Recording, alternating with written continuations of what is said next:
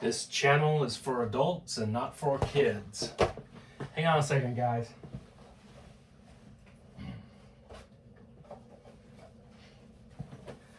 Sorry, I forgot something. Hey guys, thanks for stopping back by. I was going to show you guys what me and Thor are going to watch tonight. Tonight we're having a Lucio Fulci night. 3 of the Masters movies that we really enjoy. But I wanted to grab this. This just came in. Remember how I told you guys this Aurora model that I have?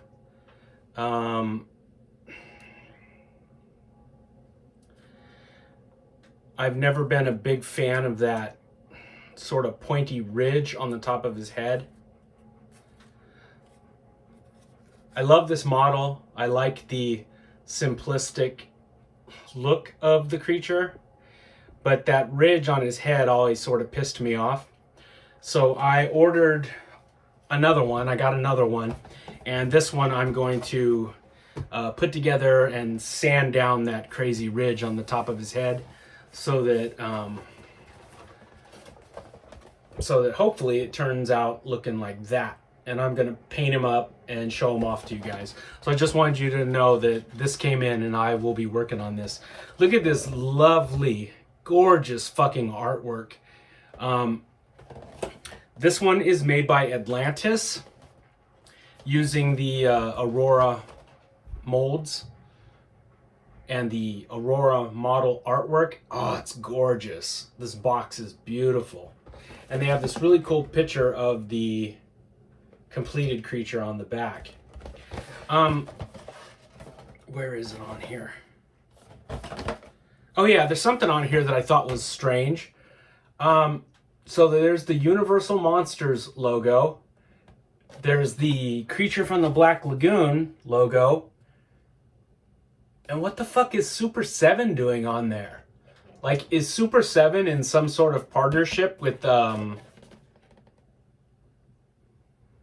Atlantis Models? Does Super 7 own Atlantis Models? I don't know. I just thought that was weird. I was looking at the box and I was digging the artwork. And then I was like, why is Super 7's name plastered on there? Anyway, I thought that was kind of weird.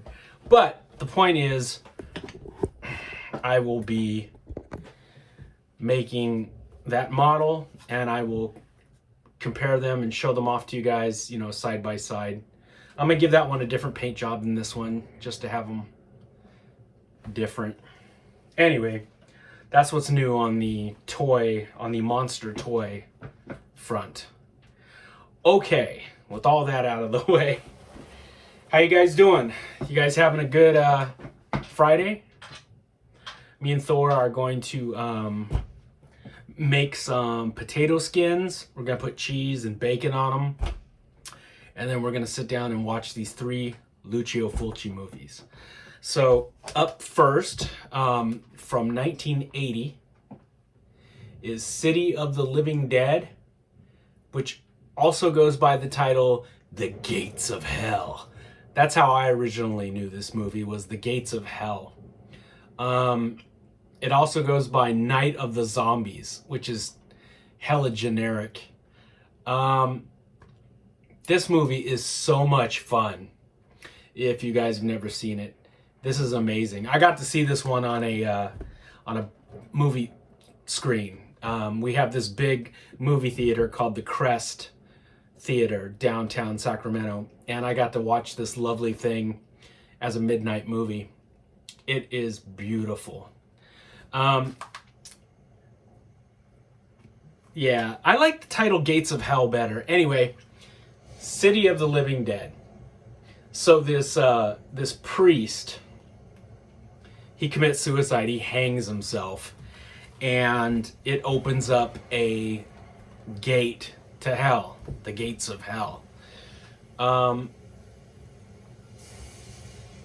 I don't want to give too much of it away. Let's just say that a portal to hell is opened up, and you get your beautiful looking Lucio Fulci zombies that don't look like any other types of zombies.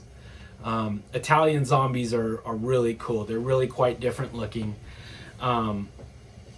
Fulci also did the movie Zombie, which I love, which I know you guys all know this, but in Italy, Zombie was called Zombie 2 because when they brought Dawn of the Dead over there, they didn't have the name Dawn of the Dead. They called it Zombie. So what we know as Zombie is Fulci's sort of sequel to Dawn of the Dead. Anyway, his zombies don't look like... They kind of look a little like Romero zombies, just a little bit, but they're way grosser. You guys all know that image of Zombie, that one zombie with all the, you know, the fucked up snaggle teeth, and he's got real actual live worms in one of his eye sockets. Fulci zombies are very bloody. They're very nasty, very gross looking. They're a lot of fun. Burial Ground is like a cheap version of a Fulci movie. But every time I watch Zombie, I always do a double feature with Burial Ground. Just the two of them are a lot of fun. They make a good zombie double feature. Italian zombies. So back to City of the Living Dead. Came out in 1980. It's a ton of fun. A gateway to hell is opened up. What's the name of that dude?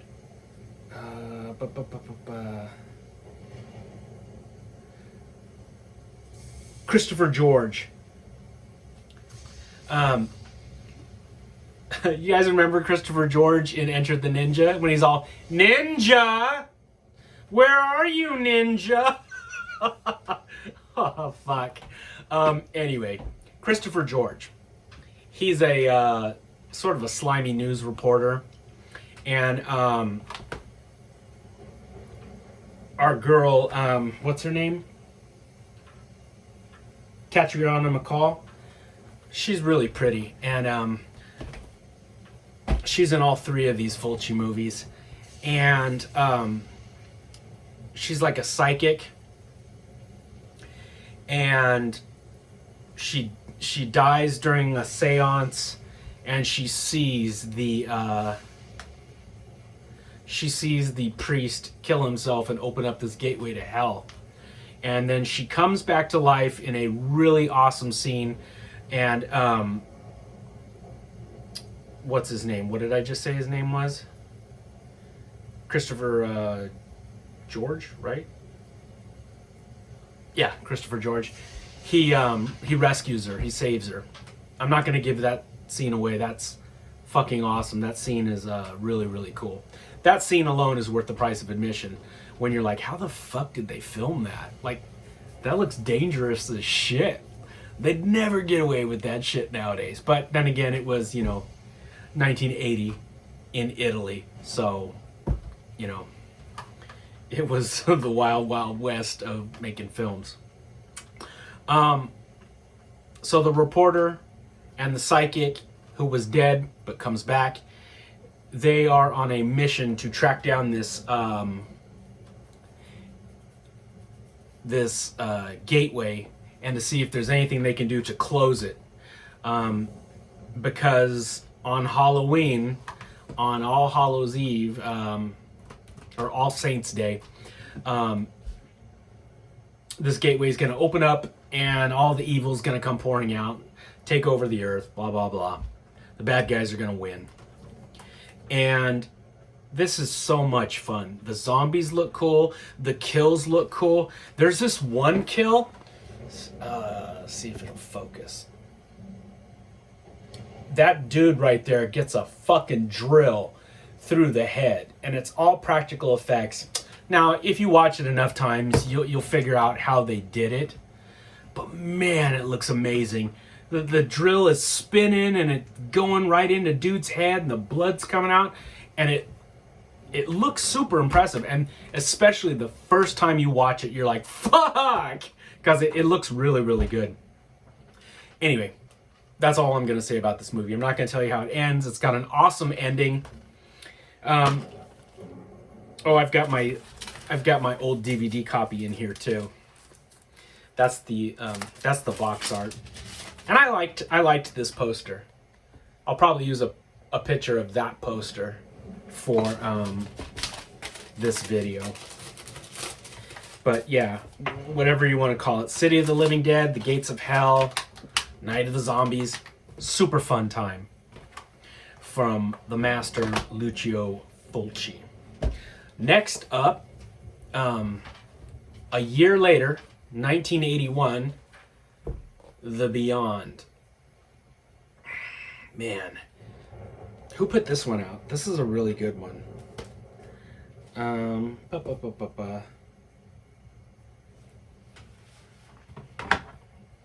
Grindhouse releasing.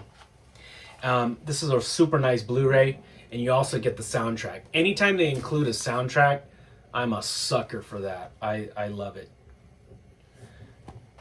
Look at that monster, that zombie. He is a warlock.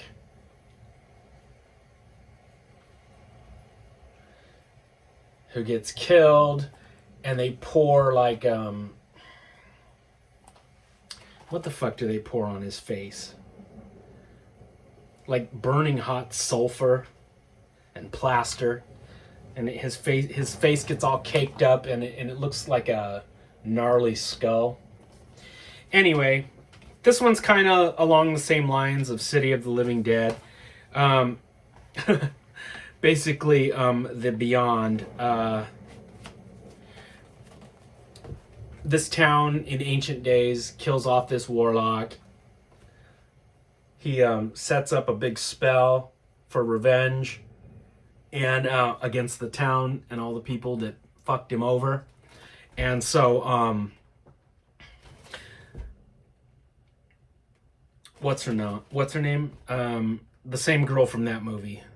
She is running a hotel in Louisiana, and basically that's the hotel where this shit went down. So her hotel is haunted, strange shit starts happening. Like her hotel is like ground zero. It's where the gate opens up in this one to the beyond. And you've got Fulci zombies, you've got magic, you've got a blind chick that is trying to warn the people. You've got an awesome scene with her German Shepherd. Thor, you remember that German Shepherd? Thor likes that scene. I'm not going to ruin it for you guys, but she's got a German Shepherd. That's all I'm going to say. It's awesome. You should watch it. This one has a trippy sort of like Twilight Zone ending. Or maybe, yeah, like a Twilight Zone ending, but with a little twist of Night Gallery thrown in also. It involves this really cool painting. The ghosts, the zombies look awesome. The kills are super bloody. I'm trying to describe this movie without giving away too much, guys, because you should watch all three of these. I highly recommend all of these. The Beyond. I also got a chance to watch this on a big screen, and so much fun. If you guys have ever seen Lucio Fulci movies, you know what you're in store for. Super bloody. The music is incredible. It's so much fun. I know a new Blu-ray came out of this one, but I was pleased with this copy, and I got the soundtrack, so I didn't upgrade it to another Blu-ray. I don't know. I only do that with some titles. Like usually when I get a hold of a really nice Blu-ray, I hang on to it, and that's my go-to copy. And then every time another company gets the rights or somebody else re-releases it, and it's just slightly different, I just can't keep up with all of the, now I got to get this version. Although I am that way with John Carpenter, so I can't talk too much shit. If it's John Carpenter, I pretty much own every copy. And Godzilla movies too. Okay. So last on the list, from the same year as that. It's like he's just throwing the hits out. So like the first movie was 1980. The second one there was 1981. This is also from 1981. Ooh, look at the lenticular cover. Same girl, Catriona MacColl. House by the Cemetery. Do you guys remember the trailer for this? Oh, it's so good. This one's from Blue Underground. Look at the